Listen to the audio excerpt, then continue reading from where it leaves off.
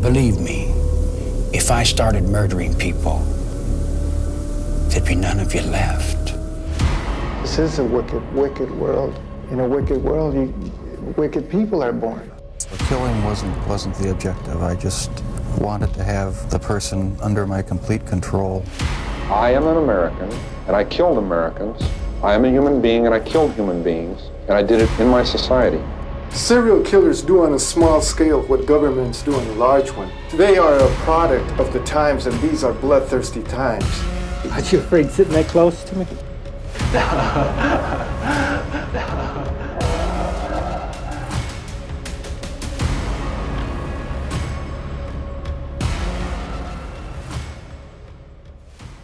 We know through the last 150 years, there have been a lot of serial killers, from the likes of Jack the Ripper, H.H. Holmes, the Zodiac, Jeffrey Dahmer, Pedro Lopez, John Wayne Gacy, Ted Bundy, the Night Stalker, BTK, and many more. But you might be asking yourself, where have all the serial killers gone? I won't be going into depth into any one of these possible reasons just because there are so many to cover. Just wanted to give you kind of an overview of, the overall trends and possible reasons why we might be seeing this shift in less and less serial killers. Now, I am talking in generalities, of course, but with a focus on the United States, as that is where I live, and we'll have the best understanding of the mechanics behind these trends. First off, let's define what a serial killer is. The standard definition is a person who commits a series of murders, often with no apparent motive and typically following a characteristic, predictable behavioral pattern. And that seems to be in the neighborhood of 3+ murders to fall into that serial category. Now, going back, the first cited serial killer in the United States was H.H. Holmes, who was a prolific con artist and serial killer active between 1891 and 1894. Now, his most notorious crimes took place in Chicago during the World's Columbian Exposition in 1893, with the creation and execution of his murder hotel, tallying 27 murders that he actually confessed to. So let's take a broader look at the trending history of serial killers since then. As you can see here, going back to around the beginning of known serial killers in the United States, we can see it was relatively low and consistent up until the 60s, where it started to kind of run up with a peak that went into the mid to late 80s and a consistent fall off ever since then. So hopefully we keep trending back down towards those record levels as we continue into modernity. But here you can see it actually broken down by the decade, and it remains just as apparent. That's what I wanted to discuss here.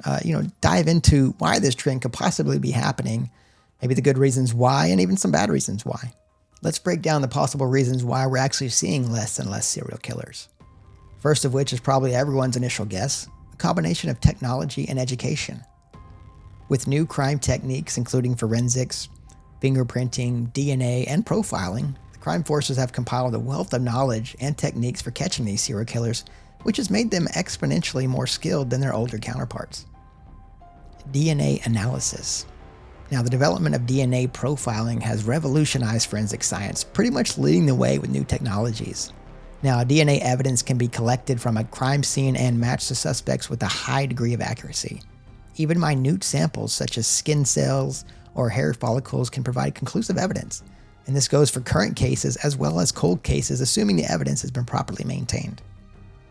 Databases. Now, national and international databases like CODIS, which stands for Combined DNA Index System, store these DNA profiles from convicted offenders and crime scenes into a large database that you can reference across the country or across the globe, which makes it easier to match that DNA evidence from a crime scene and be able to link to other serial crimes, in this case serial killers.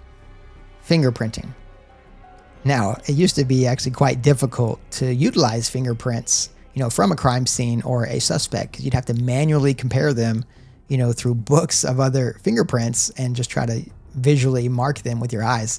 But now it's much easier and more efficient with automated fingerprinting identification systems that actually allow for quick comparison and matching of fingerprints found at crime scenes with those in those criminal databases, facilitating the identification of repeat offenders.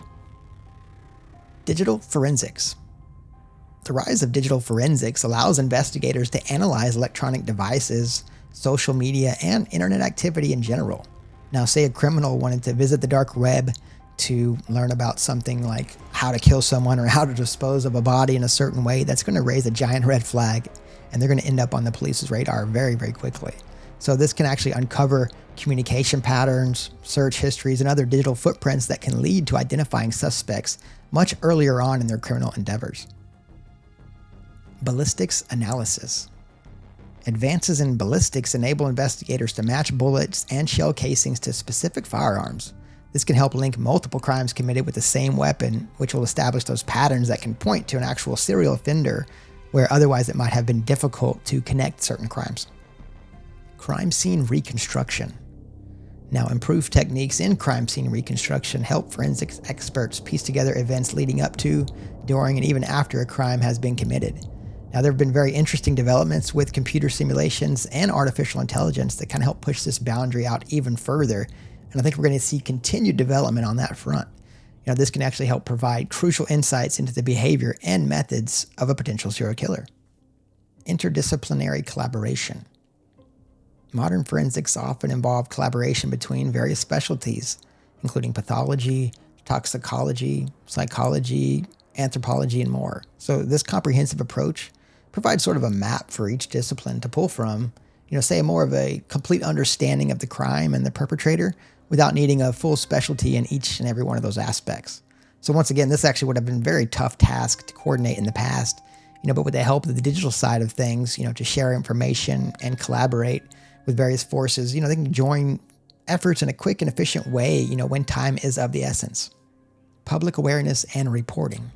It's a very simple one, but it's actually very effective as well. So, with increased public awareness, about the importance of reporting suspicious activities and the widespread availability of tip lines, online forums, even social media, right? You get these anonymous reporting tools that help gather crucial information that can lead to the apprehension of serial killers.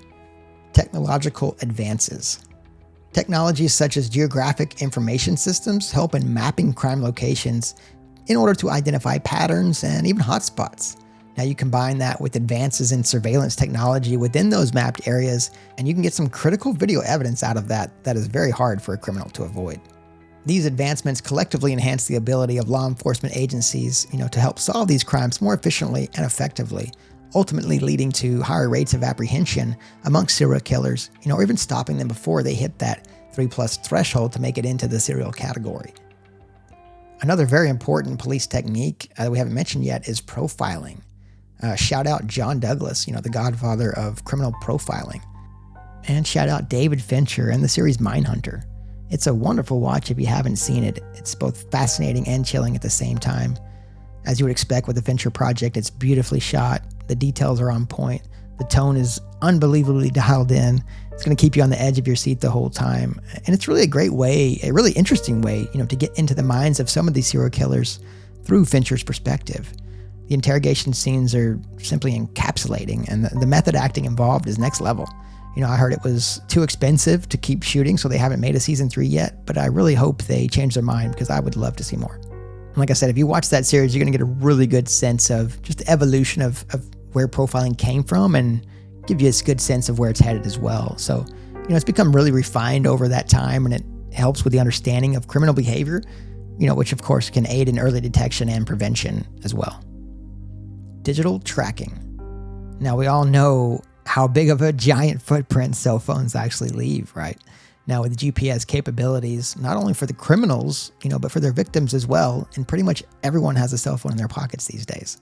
Now, investigators also have even more tools at their disposal to track a killer's whereabouts, whether it's an IP address or, in the case of the BTK killer, metadata left on a floppy disk. I mentioned it earlier, but wanted to expand just a bit more on the aspect of cameras. As we all know, they are literally everywhere these days. First you've got CCTV cameras, which kind of create this web that just envelops an entire neighborhood or city. It covers sidewalks, streets, entryways, alleyways, pretty much everything, day and night with night vision. So it's very difficult to avoid these if you're trying to do something nefarious. Plus we have, every person is walking around with a camera at the go and ready in their hand every day with a cell phone, right? So on top of that, you've also got home security systems and something like a Ring doorbell. It just creates this network of cameras working in conjunction, to get as much information out there. So that allows for, police to have a more immediate response when something does happen. Or even when you're talking about security systems and these loud alarms, which alert people in the close proximity in that neighborhood that something bad is happening. And, it might make it very difficult for a criminal, to linger and commit these terrible crimes like we've seen serial killers do in the past, where they really want to take their time and enjoy themselves, right? And that element, it doesn't really exist anymore, I don't think, the same way in most, populated areas. Also wanted to take a moment to mention digital sleuths. Probably some of you guys, if you're watching this video, you might be in that camp. The online communities can be a wonderful tool. Even if police are a little bit more reluctant to tap into them, they could be a great resource when trying to gather intel. As one example, if you haven't seen the Netflix series Don't F with Cats, go check it out. It's a wonderfully interesting watch. And it shows you exactly how potent a motivated online community can be, when they want to help stop a serial criminal. So that is a wealth of technology and advancements that we've kind of already highlighted here that have likely made a huge impact in curbing serial killers. So, let's consider some more abstract elements that might be at play as well. What if modern day serial killers are now becoming mass shooters instead? Looking at the data, it's pretty clear that mass shootings have started to become prevalent at about the same time that serial killers started to fall off, starting in the 1980s. And you see with, mass shooters, a massive spike, starting around 2007 and still extremely prevalent today, unfortunately. Perhaps with all these things we mentioned around technology and education, serial killers are making the choice to go the mass shooting route, which seems much harder to stop these days than someone methodically killing over a long stretch of time, without getting caught by authorities. In the past, a lot of serial killers have reveled in the notoriety and like being compared to other serial killers that they, might have idolized, and they'd even follow their own stories on the news and the newspaper. So perhaps it's a trend shift and you get more coverage today, sadly, as a mass shooter, and maybe that's the appeal, or maybe it's seen as a more terrifying way to disrupt society. Hard to say, of course, on the motivation-wise side of the front, but it's definitely interesting to consider. Something else that comes to mind is, say you're going to be a serial killer and you need to go purchase weapons, get a disguise, dispose of a body, destroy DNA evidence, etc. It's going to be pretty hard to do that without even raising suspicions anymore. And employees at these stores are better trained than ever to recognize some of these purchases and to alert authorities when needed. Now, say if a killer wanted to dispose of a body in some more traditional means that we've seen in the past, like burying them, putting them on the hillside or on the river, those things are going to be very difficult to avoid with cameras everywhere, or even like the GPS tracking is going to be hard to get around. If they go in through other means of like disposing of a body through chemicals, even purchasing those chemicals, like we alluded to, it's going to set off a lot of red flags. And it's probably not an easy thing to do, as we saw, Jesse's struggles in Breaking Bad.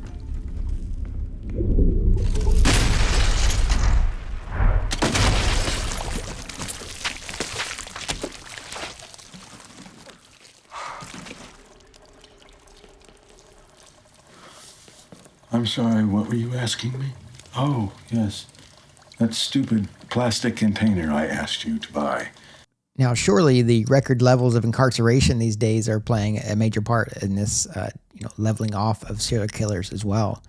Now, the incarceration rate started spiking around that same time, that same era in the 70s and 80s, before hitting just over 500 per 100,000 in the 2000s. Now, given that one would venture to guess that many a serial killer probably got picked up for the first crime and never got out or went to prison for something else, altogether before building that momentum, into the 3+ killings.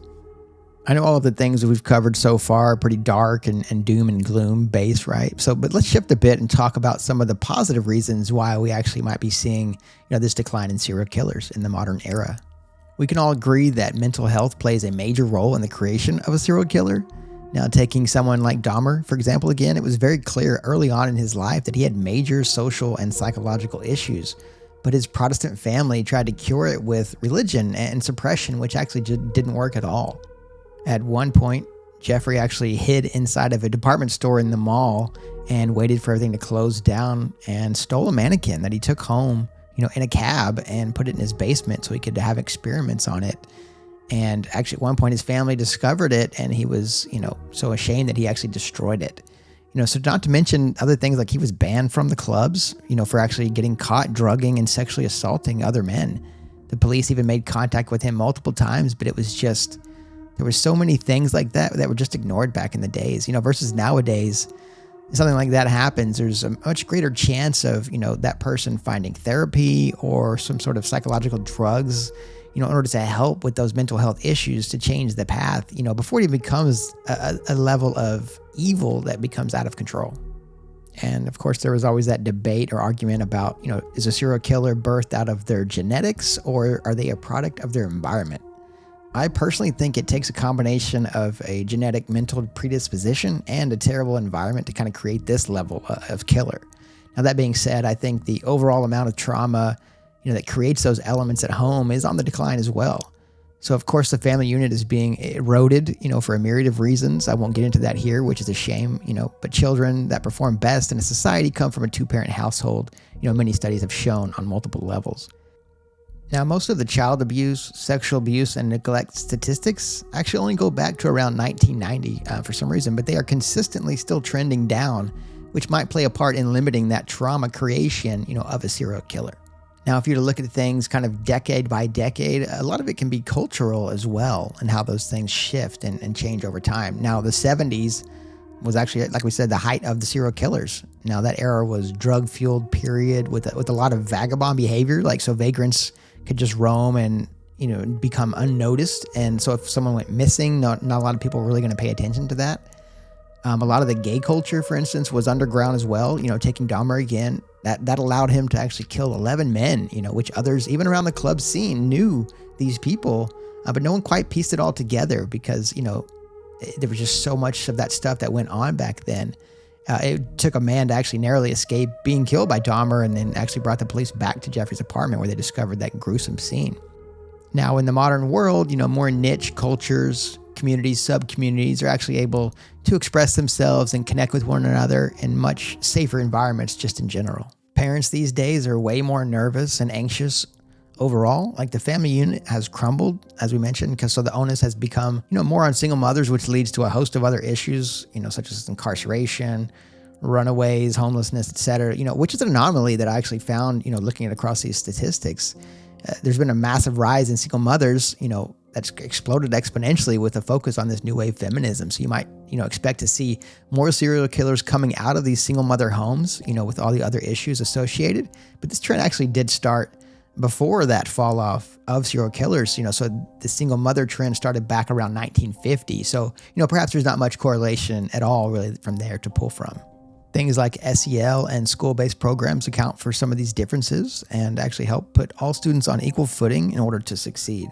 So the social and emotional learning systems aims to help students better understand their thoughts and emotions, how to deal with them, how to become more self-aware, and to develop more empathy for others within their community and the world around them, which can really help shape and mold their perspective in a more positive light when they are, younger and dealing with those issues. Now, this can help fill some of that gap with neglect, like relying on the system to help those neglected children to adjust better. Now, of course, certainly that's not ideal. It should be more supplementary in addition to, whatever the family is doing if you have that cohesive unit there. And of course, whatever shape it does take, it's going to definitely help, on the positive side to move the needle a bit. Now, as we move into this last section, I just wanted to throw out a few more abstract reasons to consider as well that I thought could just might be interesting to think about. One thing is social media that actually might help people, stay more informed of possible dangers and help share that information, with their circles, their family, and their friends. And as we notice, right, you get bombarded with, stuff on your feed when something really bad or tragic happens, which, it sucks and it's brutal and it's not great to see that stuff. But on a positive side, it is good to have access to that information as soon as possible so you can avoid those same dangers. Something else random that might be, at play would be something like fluoride in the water, chemicals and plastics in the daily use things, hormones in the food. These types of things could actually just be making people more docile in general. I've seen some really interesting stats, on that, and that could be at play too. Now, sociopaths might have more ways these days in the modern era to express those inner demons, right? You could think about like online porn, right? Finding like-minded people on forums or, digital groups to help cope, right? Dark content they could consume endlessly wherever they look. Even video games and VR could possibly help dissipate, some of that dark desire. And that's actually something that kind of fascinates me to consider moving forward. I feel like that, VR for one, virtual reality itself could be a wonderful tool, maybe combined with AI in the future, to help people explore and kind of conquer, not only fears, but, more illicit fantasies in a way that is, it doesn't harm anybody. Kind of what, Dahmer was trying to do with the mannequin. But imagine if it was much more visceral and real and emotional, and you could just like conquer your demons that way. That actually could be a really, really interesting tool in the future. Prostitution was a big factor for serial killers because they could prey on these, victims that were really in a dangerous spot, like Jack the Ripper or Gary Ridgway, the Green River Killer. And we don't see near as many of those streetwalkers today as we would have, in our distant past. Things like in the modern world, you've got options, for a professional to become an escort or set up an OnlyFans. And I imagine as they have more and more digital options where they're not, in a precarious position, I'm sure that those numbers will continue to drop further. Now, one thing in the U.S. that we've been dealing with for the last several decades as well is the drug problem with opioids, right? So that could actually be a factor as well that people aren't quite thinking about, getting some of those, potential serial killers hooked on drugs and sedated long before they actually become dangerous. Another thing is the 24-hour waiting period, for reporting if someone is missing. Now, that's only a myth. You don't actually have to wait 24 hours. As soon as you know someone is missing, you should let the authorities know. And people are much less likely to wait today, especially with quick access to family and social circles, via cell phones and social media. It can be apparent a lot sooner that someone is missing, that there is a problem to report. But that first 24 hours is the most important. It's extremely crucial to get things moving at the best chance to find someone, before something more detrimental happens. It's still hard to say exactly what the formula, for this overall decline in the number of serial killers is. But perhaps if we can kind of keep researching and understanding the data better, we can do even more things to proactively lower those threats even further and use said data, for mass shooters possibly and other issues and things that are going on to kind of just help collectively, continue to push those numbers down, make things safer for everyone. And like I mentioned before, I think as technology evolves, and especially things like AI, the ability to track, capture, profile, stop early on, get treatment with drugs and other tools. I think those things will continue to grow and evolve, which is great as well. So if you have any other thoughts or ideas about any of the topics that I covered, or if I missed something, please, let me know in the comments why you think we're seeing less serial killers today in the modern era, and how that might continue to evolve, moving forward. Thank you for taking the time to give this a watch. I know it was a long one, but there was a lot of topics that I came across doing my research and just kind of brainstorming possible ideas, and I wanted to just kind of share most of them. So I hope you enjoyed these interesting discussions, and if you did, please give it a like and subscribe, so I can be inspired to do more of these, really interesting breakdowns in the future. But of course, even though we're seeing less and less serial killers out there today in the modern era, make sure you stay safe.